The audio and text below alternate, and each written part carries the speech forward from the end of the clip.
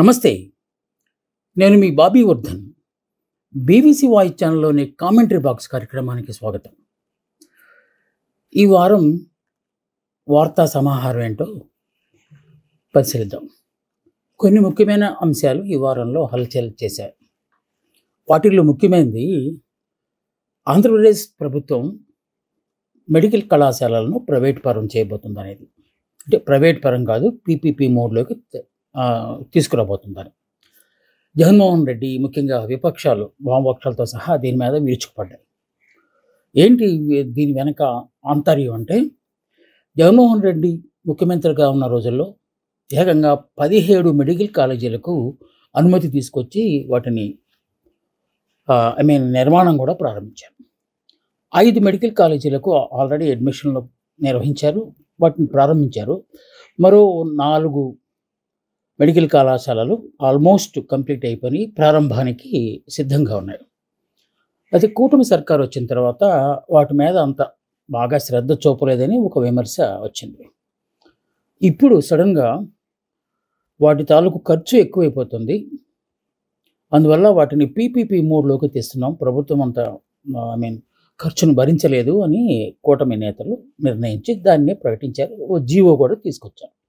PPP మోడ్లోకి దాదాపు 10 medical కళాశాలలను మారుస్తున్నట్టుగా. దీని మీద వైఎస్ఆర్ కాంగ్రెస్ పార్టీ గగ్గోలు పెట్టింది. తాము అంత కష్టపడి మెడికల్ కాలేజీలు తీసుకొచ్చి ఉచితంగా పేదవాళ్లకు వైద్యం అందించాలనే ఉద్దేశంతో మెడికల్ కాలేజీలతో పాటు ఆసుపత్రులను కూడా, సూపర్ స్పెషాలిటీ ఆసుపత్రులను కూడా వాటికి లింక్ చేసి మేమింత కష్టపడితే వాటిని ప్రైవేటు పరం చేయబోతున్నారు అని. సో 3,000 కోట్ల రూపాయలు ఖర్చు పెట్టి వాటిని దాదాపు పూర్తి చేసాము. ఇంకొక 5,000 కోట్లు ఖర్చు పెడితే 17 కళాశాలలు, మెడికల్ కళాశాలలు అందుబాటులోకి వస్తాయి. అలా చేయడానికి బదులుగా కూటమి సర్కారు కొంతమందికి లబ్ధి చేకూర్చడం కోసం ఈ పీపీపీ మోడ్లోకి, అంటే ప్రైవేటు పరం చేయబోతుంది అని చెప్పారు. 5,000 కోట్ల ఖర్చుకు వెనకాడి 50,000 కోట్ల రూపాయలు ఖరీదు చేస్తే భూములను అప్పనంగా ప్రైవేటు వ్యక్తులకు అప్పగిస్తోంది అని వైఎస్ఆర్ కాంగ్రెస్ దండకం అందుకుంది. సో దీనిలో కొంత వాస్తవం లేకపోలేదు. వైద్యాన్ని పేదలకు పూర్తిగా అందించాలంటే తప్పనిసరిగా మెడికల్ కళాశాలలు కావాలి. ఇప్పుడు ఆరోగ్యశ్రీ పేరిట మిగతా రెఫరల్ ఆసుపత్రులకు కోట్లలో డబ్బులు ఖర్చు పెడుతున్నారు. అలా కాకుండా రాష్ట్ర ప్రభుత్వమే ఈ కళాశాలలన్నింటిని ప్రారంభించి వాటికి అనుబంధంగా ఆసుపత్రులను అభివృద్ధి చేసి రోగులందరికీ అక్కడే సేవలు చేస్తే బాగుంటుంది కదా అనేది ఒక వయా మీడియాగా వస్తున్న ఒక సలహా.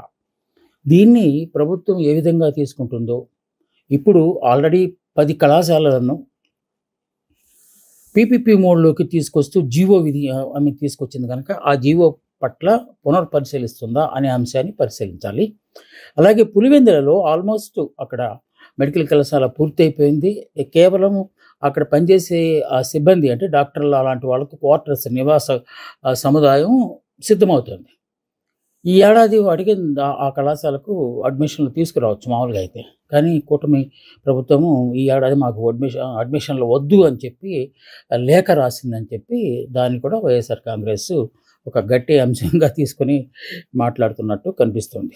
ఏదేమైనా విద్యా, వైద్యం అనేది ఉచితంగా ఇస్తే చాలా ఉచిత పథకాలను మనం డిస్కంటిన్యూ చేయవచ్చు. ఎందుకంటే ఈ రెండింటి మీద ఎక్కువ ఖర్చు ఉంటుంది కనుక. సో మెడికల్ కళాశాలలు అనేవి రాష్ట్రానికి వన్నీ తెస్తాయి తప్ప అవి ఖర్చుగా భావించకూడదనేది ఒకటి. ఎందుకంటే సేవా రంగంలో ఆసుపత్రులు ఉంటాయి కనుక సేవ చేయడానికి రాజకీయ నాయకులు ఇచ్చారు కనుక అది చేస్తే బాగుంటుందని అందరూ అంటున్నారు. ఈ వార్త ప్రముఖంగా వచ్చింది. దానికి సంబంధించింది మరో వార్త. గుంటూరు రూరల్ ప్రాంతంలోని తురకపాలెం అనే ఒక గ్రామం ఈ మధ్య కాలంలో వార్తల్లోకి వచ్చింది. ఏంటి అక్కడ ఏమన్నా గొప్పతనాలు ఏమన్నా చేశారా అంటే కాదు. అక్కడ విచిత్రంగా మనుషులు చనిపోతున్నారు. దాదాపు 7-8 మాసాల్లోనే 35 మంది అధికారికంగా, 50 మంది అనధికారికంగా చనిపోయారు. ఒక వింత జ్వరాలు వస్తున్నాయి వాళ్ళకు. జ్వరంతో ప్రారంభమవుతుంది, హెడేక్ ఉంటుంది, కాళ్ళు కీళ్ళు నొప్పులు వస్తున్నాయి, మోకాళ్ళు వాస్తున్నాయి, వాచిన మోకాళ్ళు పస్పాం అంటే చీము కూడా పడుతున్నాయి. ఇక ఆ తర్వాత చనిపోతున్నారు. ఏంటి ఈ వింత రోగాలు ఏంటి? సీజనల్ వ్యాధులనేవి సర్వసాధారణం. వస్తూ ఉంటాయి. వాటికి మందులిస్తే పోతాయి. కానీ ఇక్కడ అలాంటి పరిస్థితి లేదు. సో, దీన్ని ప్రతిపక్షాలు పెద్ద వార్తాంశంగా చేశాయి. చేసినప్పుడు కూటమి నేతలు ముఖ్యంగా ప్రభుత్వం వైపు నుంచి వారిని ఖండించారు. ఇదంతా దుష్ప్రచారం. ఈ ప్రభుత్వం మీద బురద జల్లటానికి ఈ విపక్షాలు ఇలాంటి విమర్శలు చేస్తున్నాయి అని చెప్పి. కానీ కొంత కాలానికి పరిస్థితి విషమించింది. రోజు రోజుకి మరణాల సంఖ్య పెరిగిపోతుంది. ఈ మధ్యలో వైఎస్ఆర్ కాంగ్రెస్ పార్టీకి చెందిన నేతలు మాజీ మంత్రి అంబటి రాంబాబు నేతృత్వంలో అక్కడికి వెళ్ళారు. నిజ నిర్ధారణ చేశారు. ఏంటి అనేది ఒక అభిప్రాయానికి వచ్చారు. ఏంటంటే వాటర్ కంటామినేషన్, నీరు కలుషితం కావటం వల్ల అవి తాగిన వాళ్ళకి ఈ వ్యాధులు వచ్చి చనిపోతున్నారు అని చెప్పి ఒక దీన్ని తీసుకొచ్చారు. దాంతో ఈ ఇష్యూ బూమరాంగ్ అయిపోయి రాష్ట్ర వ్యాప్తంగా సంచలనంగా మారింది. సో, దాంతో ప్రభుత్వం హెల్త్ ఎమర్జెన్సీ అంటే ప్రభుత్వం అంగీకరించింది. ఆల్మోస్ట్ అక్కడ ఏదో మిస్టీరియస్ డెత్లు జరుగుతున్నాయి, ఆ వ్యాధులకు అంతుపట్టకుండా ఉన్నాయని చెప్పి గ్రహించి అక్కడ ఎమర్జెన్సీ విధించింది, హెల్త్ ఎమర్జెన్సీ. సో, హుటాహుటిన కొంతమంది శాస్త్రవేత్తలు, డాక్టర్లు, నిపుణులు వీళ్ళంతా వెళ్ళారు. అక్కడ వెళ్ళి అక్కడ వాటర్ టెస్ట్ చేశారు. ఆ రోగుల తాలూకు ఒక రోగికి మోకాలు బాగా వాచిపోయి దాంట్లోంచి పస్ వస్తుంటే ఆ ఫ్లూయిడ్ని బయటకు తీసి దాన్ని కూడా టెస్ట్ చేయించారు. ఒక విచిత్రమైన బ్యాక్టీరియా అక్కడ ఫామ్ అయిపోయి అక్కడ అభివృద్ధి చెంది వీళ్ళందరికీ శరీరాల్లోకి వెళ్ళిపోయింది అని చెప్పి అక్కడ మొత్తానికి తేల్చారు. చాలా సైంటిఫిక్గా దాన్ని ఏదో మాటల్లో చెప్పారు. అది సైంటిఫిక్గా ఉంది కనుక దాని జోలికి మనం వెళ్ళట్లేదు. కాకుంటే అక్కడ నీటిని అలాగే సాయిల్, ఎందుకంటే ఆ సాయిల్ నుంచే వాటర్ వస్తుంది కనుక భూమి నుంచే. సో, ఆ భూమిని కూడా పరిశీలించారు. మొత్తానికి ఇంకా అత్యున్నతమైన పరీక్షలు నిర్ధారణ చేసుకోవడం కోసం అక్కడ తాలూకు శాంపిల్స్ని వేరే చోటకు పంపించారు. అవన్నీ వచ్చిన తర్వాత అక్కడ నిజంగా అక్కడ ఎలాంటి బ్యాక్టీరియా ఉంది, దానికి ఎలాంటి మందులు వాడితే సరిపోతుంది అనే దాని మీద ప్రభుత్వం ఒక నిర్ణయం తీసుకునే అవకాశం ఉంది. తద్వారా ఇదే కనుక అన్ని చోట్ల మెడికల్ కళాశాలలు ఉంటే ఇప్పుడు ఈ పరిస్థితి వచ్చేది కాదు కదా అని చెప్పి మళ్ళీ దీన్ని కూడా వైఎస్ఆర్ కాంగ్రెస్ ఇంకొక చురక వేసే ప్రయత్నం కూడా చేసినట్టు ఈ వారంలో వచ్చిన ఒక వార్త. ఇంకొక ముఖ్యమైన అంశం ఏంటంటే ఉపరాష్ట్రపతి ఎన్నికలు.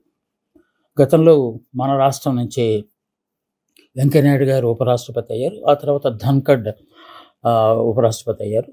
కారణాంతరాల వల్ల ఆయన మనస్తాపం చెందో లేకపోతే అని కొందరు అంటున్నారు. కొంతమంది అయితే అనారోగ్య కారణాల వల్ల, అంటే సొంత కారణాల వల్ల ఆయన రిజైన్ చేశారు. లేకపోతే ఇంకొంతమంది ఆయనతో రిజైన్ చేయించారని రకరకాలుగా, అంటే ప్రతిపక్షాలకు ఎక్కువ సమయం ఇచ్చి ప్రభుత్వాన్ని విమర్శించేదానికి ఆయన మార్గం సుగమం చేస్తున్నారు కనుక ఆయన్ని రాజీనామా చేయించారని కొందరు అంటూ ఉంటే, కొంతమంది మాత్రం ఆయన వ్యక్తిగత కారణాల వల్ల మాత్రమే రిజైన్ చేశారని అనివార్యం అయిపోయింది. ఇప్పుడు ఎలక్షన్ వచ్చింది. ఎన్నికల్లో ఇప్పుడు ఎన్డీఏ ఆల్మోస్ట్ అందరికీ తెలిసిందే. ఎందుకంటే ఎన్డీఏ కూటమికి ఎక్కువ మెజారిటీ ఉంది కనుక ఎలాంటి అభ్యర్థిని ఎన్డీఏ ప్రభుత్వం ఎన్డీఏ కూటమి నిలబెట్టినా వాళ్ళు గెలుస్తారనేది అందరికీ తెలిసిన అంశమే. ఎందుకంటే మెజారిటీ వాళ్ళకు ఉంది కనుక. కానీ కాంగ్రెస్ కూడా ఒక ఛాన్స్ తీసుకోవడానికి జస్టిస్ సుదర్శన్ రెడ్డి గారిని, ఆయన ప్రజల న్యాయమూర్తిగా పెద్ద పేరుంది. మంచి జడ్జిమెంట్లో ఆయన తాలూకు పాత్ర ఉంది. సో, ఆయన్ని ఇండి కూటమి అనేవాళ్ళు తీసుకొచ్చారు. అండ్ రాధాకృష్ణన్ అని చెప్పి తమిళనాడుకి చెందిన వ్యక్తి. ఆయన 2-3 రాష్ట్రాల గవర్నర్, జార్ఖండ్కి, అలాగే మన తెలంగాణకు కూడా కొంతకాలం ఇన్ఛార్జి గవర్నర్గా పనిచేశారు. కరుడుగట్టిన ఆర్ఎస్ఎస్కు సంబంధించిన వ్యక్తి, బీజేపీలో కీలకమైన వ్యక్తి. ఆయన్ని చాలా సందర్భాల్లో ఆయన కోయంబత్తూరు వ్యక్తి. కోయంబత్తూరు మోదీ అని పిలుస్తారు ఆయన, ఎందుకంటే ఆయన ప్రవర్తన, వేషధారణ అంతా దాదాపు అలాగే ఉంటుంది. ఆయన్ని తీసుకొచ్చి పెట్టారు. సో, ఈలోపు ఈయన సుదర్శన్ రెడ్డి గారిని తీసుకొచ్చినప్పుడు రకరకాల వాదనలు అయితే జరిగాయి. ఇక్కడ సౌత్ నుంచే ఉపరాష్ట్రపతిని తీసుకురావాలని ఎన్డీఏ కూటమి ఒక పెద్ద వ్యూహం పన్నింది. ఆ పన్నిన దాంట్లో సౌత్ ఇండియా వాళ్ళ మధ్య గొడవ పెట్టాలనే ఉద్దేశంతో. సో, సౌత్ ఇండియా అంటే తమిళనాడుకి చెందిన రాధాకృష్ణన్ గారిని వాళ్ళు రంగంలోకి దింపారు. దింపితే దాంతో ఈ డిఎంకే వాళ్ళని మెత్తగా ఇటువైపు లాక్కోవచ్చు. ఎందుకంటే ఎంత కాదన్నా కూడా తమిళనాడు వాళ్ళకి ఫీలింగ్ ఉంటుంది, వాళ్ళు డెఫినెట్గా ఇటే ఓటు వేస్తారనే ఉద్దేశంతో. దానికి పై ఎత్తుగా కూటమి వాళ్ళు కూడా సౌత్ ఇండియాలోనే మరో భాషకు సంబంధించిన వ్యక్తిని, అంటే తెలుగు భాషకు సంబంధించి మన తెలంగాణ కావచ్చు, ఆంధ్రప్రదేశ్ కావచ్చు, ఈ తెలంగాణలో తెలుగు వాళ్ళు కనుక వారిని దింపితే వీళ్ళు తాలూకు సత్తా ఏంటో బయటపడుతుంది అని చెప్పి వాళ్ళ ఉమ్మడి అంగీకారంతో వారిని దింపారు. సో ఈలోపు అమిత్ షా గారు ఒక సంచలనాత్మకమైన విమర్శను బయటికి తీసుకొచ్చారు. ఇండి కూటమి తీసుకొచ్చిన వ్యక్తి నక్సలైట్లకి సపోర్ట్ చేసే వ్యక్తి. ఆయన ఇప్పటికే చాలాసార్లు చెప్తూ ఉన్నారు. ఒక విధంగా మాట్లాడాలంటే ప్రతిజ్ఞలు చేస్తూ ఉన్నారు. నక్సలైట్లని మార్చి 30, 20 కల్లా అంతమంది ఇచ్చేస్తానని రోజు చెప్పుకొస్తున్నారు కదా. సో పనిగా ఈ సుదర్శన్ రెడ్డి గారిని నక్సలైట్లకు అనుకూలమైన వ్యక్తిగా ఆయన ప్రచారం చేశారు. దాన్ని కూడా ఇండి కూటమి తిప్పికొట్టింది. సాక్షాత్తు సుదర్శన్ రెడ్డి గారే సమాధానం ఇచ్చారు. దేనికి సంబంధించి అమిత్ షా మాట అన్నారంటే, ఛత్తీస్గఢ్లో నక్సలైట్లకి వారు వ్యతిరేకంగా పోరాటానికి సల్వా జూడమ్ అని చెప్పి ఒక ప్రైవేటు సైన్యం లాంటి దాన్ని ప్రభుత్వం తీసుకొచ్చింది. సో అది రాజ్యాంగ విరుద్ధము. అలాగ చేయటం ఏంటి, గిరిజనులను ప్రాణాలు తీయటం కోసం ఈ పని అంతా చేశారని అప్పుడు కోర్టులో కేసు పడింది. ఆ కేసు వాదించిన వాళ్ళలో సుదర్శన్ రెడ్డి గారు ఉన్నారు. మొత్తానికి తీర్పు వచ్చింది, సల్వా జూడమ్ని రద్దు చేయాల్సి వచ్చింది. సో దాన్ని ఉటంకిస్తూ అమిత్ షా గారు ఈ పెద్ద విమర్శ చేశారు.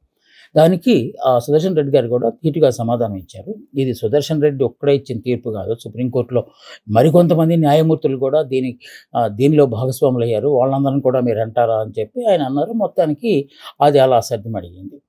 ఎన్నికలు అయినాయి. అనుకున్నట్టుగానే ఆల్మోస్ట్ 150 ఓట్ల మెజార్టీతో రాధాకృష్ణన్ గెలుపొందారు. అందరూ ఊహించింది. కాకపోతే క్రాస్ ఓటింగ్ జరుగుతుంది అనుకున్నారు.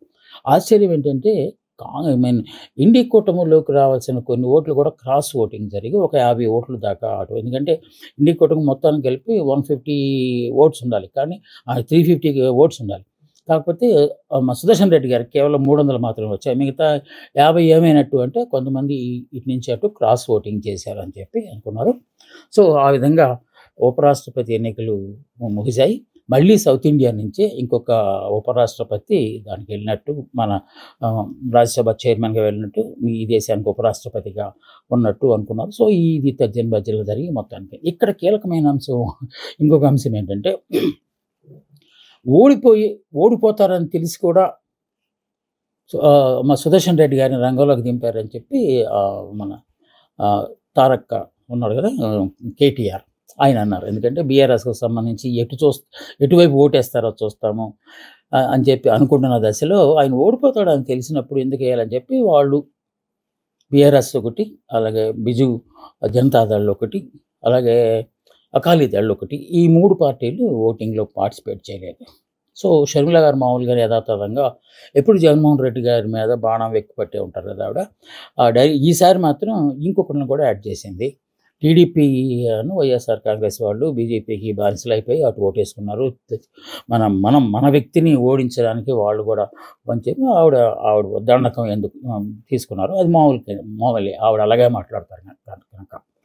So YSR Congress party, TDP బేషరతుగా వాళ్ళకి ఎన్డీఏ అభ్యర్థి రాధాకృష్ణన్ గారికి ఓటు వేసినట్టుగా కనిపిస్తుంది. ఇక్కడ ఎలాంటి ఫీలింగులు లేకుండా వేశారు. డిఎంకే తప్పనిసరిగా వీరికి రాధాకృష్ణ గారికి, అంటే రాష్ట్రానికి చెందిన వ్యక్తి కనుక వేశారని ఒక వార్త కూడా వచ్చింది. సో ఆ విధంగా ఉపరాష్ట్రపతి ఎన్నిక జరిగింది. సో ఇంకొక సంచలనమైన వార్త ఈ వారంలో వచ్చింది ఏంటంటే, మన ప్రక్క దేశం నేపాల్ అగ్నికిరల్లో మండి మసైపోతుంది.